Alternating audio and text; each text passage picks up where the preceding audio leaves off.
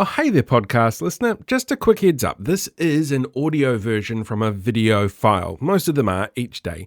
And you can check out those video files on YouTube, Facebook, Instagram, or TikTok. They're all there. They've got the pretty pictures. You can look at the pictures and go, that's what he's talking about when he says, look at this. But you're also more than welcome to listen to the podcast version. And if you're going to listen to the podcast version, why not give us a bit of a ranking or rating or however it is that it works on this particular podcast platform? It'd be kind of cool to move up the rankings a little bit. But up to you. I'm just a voice, completely disembodied, not the police. So feel free to do that. All right, I'm going to hand you over to Paul now so you can see what depressing thing it is that he's talking about at the moment for this episode. Hello there, kia ora. I'm back, and I've almost got rid of this pesky cold and added a few extra props to the background to upset people who think, for some reason, I'm ashamed of my background. See if you can spot what they are. So I guess now's a really good time to see what it is that I've missed. Like the Prime Minister again trying to defend boot camps despite their epic failure rates. ACT trying to have references to Te Tiriti removed from education legislation. We lost a satellite. Kāinga Ora cut more builds while the Prime Minister claimed to have built 7,000 houses. That actually happened under Labour, which he was forced to admit to in the House. The Ministry of Justice came out saying citizens' arrest changes would be useless, and it was revealed that the person behind it had cost us, the country, hundreds of thousands of dollars to suggest ideas experts keep saying don't work. The Regulatory Standards Bill hearings happened with the vast majority of submitters opposing the bill. The second COVID inquiry started and Voices for Freedom paid for planes to fly over Auckland to show that they have more dollars than cents when they got pulled up and chastised for their answers at the inquiry. The Nurses Union dismissed a pay offer, calling it a massive step backwards, which has led to strikes. A survey of public servants showed poor staffing was their biggest barrier to better performance after the government fired thousands of them to pay for landlord tax cuts. The Health New Zealand board was finally re-established. Orini Kaipara and Penny Henare were named as the candidates for the upcoming Tamaki Makaurau by-election. Family boost payments were increased with a hope that more money might actually mean more people apply for a policy Nicola Willis said means that she can afford Ben & Jerry's at the movies with. Jack Karatai Barrett cycled from Whakatane to Wellington to support the retention of Māori wards in local government, but the Prime Minister refused to meet him. Experts told the government that apprenticeships and training overhaul plans would shortchange employers and not help increase numbers in the fields that need them. There's been a massive spike in meth use.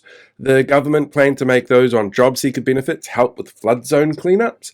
The government decided that there would be no more buyouts for storm-hit homes after removing $1 billion from disaster relief funds to pay for those landlord tax cuts. The government announced the disestablishment of Te Pukenga with massive job losses, organisation closures and whole areas without training institutes going forward. There was the whole Ray Chung thing.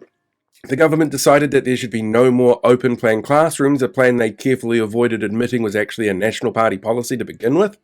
The government told councils to stop planning things because the RMA will be changed, that they need to stop doing pesky things like making communities livable, and didn't take an iota of responsibility for the changes they forced that caused a flurry of rates increases around the country. The Prime Minister told off David Seymour, not for the use of parliamentary services to target detractors of his RSP, but for overstepping Winston Peters and responding to a UN letter pointing out how much the government is screwing over Māori. After forcing billions out of Auckland Council's budget for infrastructure upgrades by cancelling the regional fuel tax and killing projects like light rail and a second harbour crossing, Luxon blamed Labour for problems Auckland seems to be having. The government that got rid of the ferry replacements, the first of which would be here by now if they had stayed the course to pay for tax cuts and landlord kickbacks, say councils lacked fiscal discipline for having facilities like a well-lit, accessible public bathroom. Benefit sanctions surged by 27%.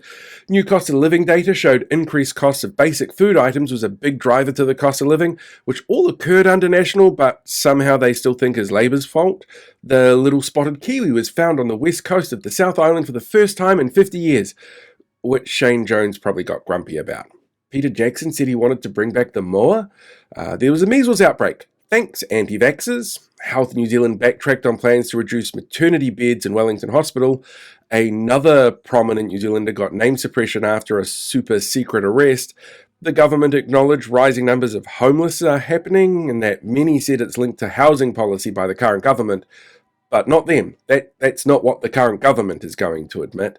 And the 2025 New Zealand Ice Cream and Gelato Awards have kicked off this weekend, and I was once again not invited to judge. Look, there's always a lot going on, even when it seems like there isn't, and it's not always easy to keep tabs on it all. But it is really important that we try. Keeping informed is the best way we have to arm ourselves against disinformation and prepare ourselves for the onslaught of upcoming election campaigns, both local and general. But also remember that it's important to try and take time out. Sometimes it feels overwhelming and we can get snowed under so easily. Finding that balance is really important for everybody. Almost as important as trying out new ice cream flavors. Hey, welcome back, podcast listener. Thank you so much for checking out today's episode. It's really appreciated. I know it's only like 5 to 10 minutes long, but every view counts, every listen counts. It all, well, hopefully keeps us informed so that we know what's going on in the world around us. And I'm really, really proud of the fact that you chose to sit down and listen to my podcast, because there are so many options out there. Don't forget, as I said at the beginning, if you want to watch the video version, you're more than welcome to. It's available on a whole range of platforms, and they're all linked in my bio, along with my Substack. You should probably go and subscribe to that, because there's going to be a lot of detailed stuff in that coming up over the next 6 months, looking at local body election candidates and some of the really, really out there ones.